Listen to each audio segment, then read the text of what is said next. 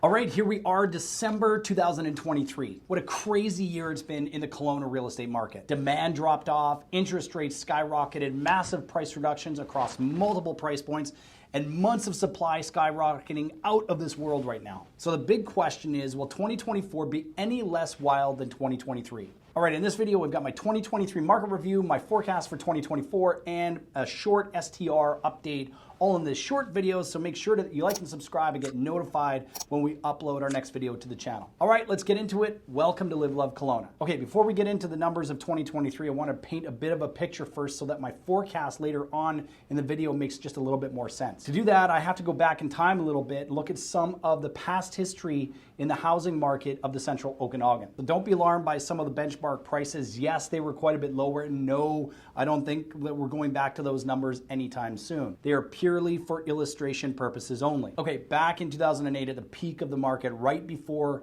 one of the first market downturns of the 2000s, the benchmark price in the Central Okanagan for a single family home was $521,800. Now, I bet there's more than a few of us that wish we bought at that time. Talk about winning the equity lottery. Now, that peak happened in March of 08. Then the market across Canada imploded as a direct result of the financial collapse that was happening to our neighbors south of the 49th parallel. Now, 1 year later, interest rates were way up, demand was way down, and prices followed suit with a drop in the benchmark price of 16.3%.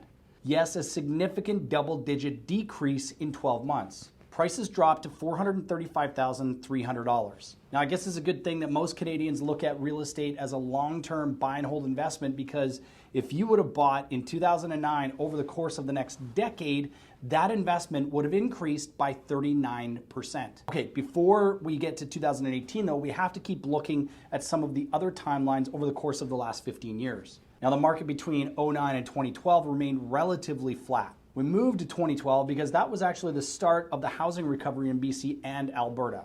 It took that rebound 3 years to happen between 2012 and 2014, where we saw prices in the Central Okanagan increase to $485,000 to $200,000. From 09 to 2014, we saw a modest increase of about 10.3%, and prices continued their climb in the Central Okanagan over the course of the next 4 years, where prices peaked in July of 2018 at $713,500. So again, going back to 2009, if you would have bought that house at $435,000 in 9 years, your property would have been worth $715,000. Now, in this case, the old saying is true: don't wait and buy real estate and wait. It should also be noted that the last half of 2018, prices corrected by 8.2%, and we saw that benchmark price end the year at around $655,000.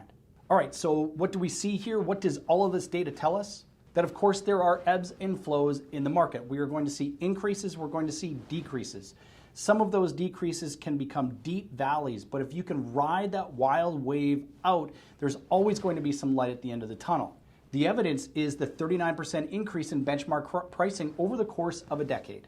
So how does that relate to where we are now? Well, there are some parallels. If we look at the single family market back in March of 2022, the market actually peaked at $1,173,000.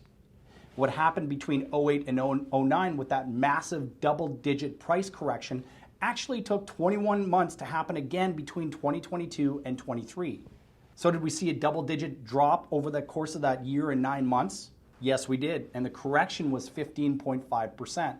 The single-family home prices decreased almost 16% over the last 21 months. The benchmark price sits at $991,700 as of the middle of December. So what's next? Well, I'm a firm believer in the past being a pretty good predictor of the future in multiple situations and modalities. When we look at the historical data to get an idea of what is going to happen in the market in 2024 in the Central Okanagan, I'm looking at a few things. Now, number one would be housing prices, exactly what I just illustrated for you. We have seen multiple times since 2008 where the market has peaked and then corrected, and then there's a period of relative calm with steady increases over time. Number two, I look at some of the factors that contributed to the historical peaks and valleys, things like interest rates and in-migration to the province. If we go back to 08, the prime interest rates hit their peak in January of that year of 6%. With the markets dropping across the world, we saw interest rates drop as well, with the prime lending rate hitting 2.25% only a year later. So interest rates between 2012 and 2014 were at 3% over that 3-year time frame, and we saw modest gains in the market over that period. In 2018, we saw a 75 basis point jump in the prime rate, which held steady until the COVID years of 2020, where we saw a massive drop-off. From 2008 to 2012, we saw positive numbers of immigrants coming into the province, not just from other parts of the country, but also international immigration.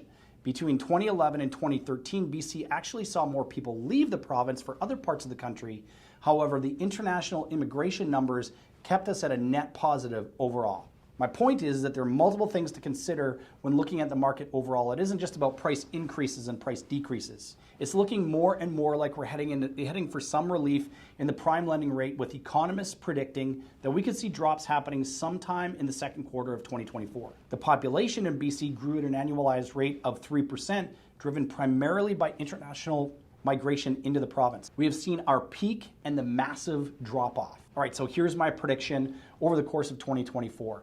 We are going to see a pretty melancholy real estate market in the single-family sector. We will see quarters of declines and growth, and we're going to see it fluctuate anywhere between 2 and 5% all year long. And my prediction is that we're going to see a small price decrease in the single-family sector by the end of 2024 of around 2.5% to 4%. Now, over the next couple of years, it's looking like these numbers will again fluctuate, with increases likely in 2025 through to 28 or so, based on the historical data that we just reviewed. I think the big price increases are over for the next decade or so. So for now, we'll go back and forth between balanced buyers and sellers markets. The important thing to remember is what I mentioned earlier in this video. I know it was a long time ago now, but can you remember what it was? Don't wait to buy real estate and wait. Okay, I did mention an update on the rules pertaining to short-term rentals, and it's looking more and more like this legislation is going to be the law of the land by May of 2024. If you are still interested in that market here in BC, there are ways around it according to the legislation. Okay, first you have to look for opportunities in centers that have a population of less than 10,000 people. Second, if you're interested in investing into STRs on First Nations land, that's an opportunity as well, so long as the First Nations band has not restricted STRs. Okay, and third, you also need to be up on local bylaws as well and ensure the area that you're buying in allows for these kind of rental properties. Now, if you're looking to invest in STRs, look at areas like Peachland, Summerland, Osoyoos, Enderby, maybe Maple Lake throughout the Okanagan, and maybe some of the other areas like Invermere, Fairmont, and Radium Hot Springs in the interior. All right, I know this is a long one, and if you made it this far, I congratulate you. Hey, look, if you are looking at making a move into or out of the Central Okanagan, then we should probably chat. You can always reach me at 403-827-7527, or you can always shoot me an email to info@livelovekelowna.com. All right, I'll see you on the next video.